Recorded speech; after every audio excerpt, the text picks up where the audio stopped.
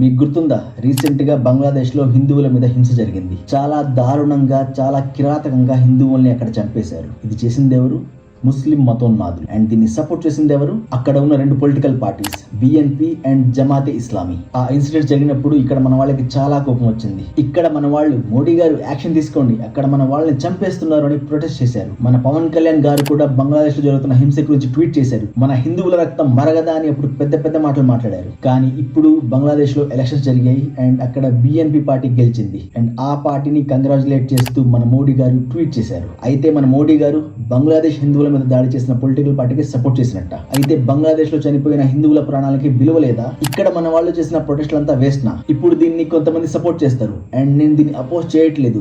దీన్నే geo politics అంటారు and నాకు రియాలిటీ తెలుసు. కానీ బంగ్లాదేశ్ లో హిందువుల మీద దాడులు జరిగిన తర్వాత ఇండియాలో కూడా కొంతమంది హిందూ మతోన్మాదులు ముస్లింస్ దాడి చేస్తున్నట్లు కొన్ని ఇన్సిడెంట్స్ రిపోర్ట్ అయ్యాయి. నేను ఇక్కడ విక్టిమ్స్ గురించి మాట్లాడడం లేదు. ఆ బంగ్లాదేశ్ లో హింస చూసి ప్రొటెస్ట్ చేస్తూ ఇక్కడ రచ్చ చేసిన వాళ్ళ గురించి మాట్లాడుతున్నాను. ఇప్పుడు నీ పరిస్థితి ఏంటి? నువ్వు దీన్ని సమర్థిస్తే నీకు కూడా బంగ్లాదేశ్ లో చనిపోయిన హిందువుల ప్రాణాలకు విలువ లేనట్టే. నువ్వు దీన్ని అపోజ్ చేస్తే నువ్వు కూడా మోడీకి అగేన్స్ట్ కి వెళ్తున్నట్టే. ఇప్పుడు నువ్వేం చేస్తావు?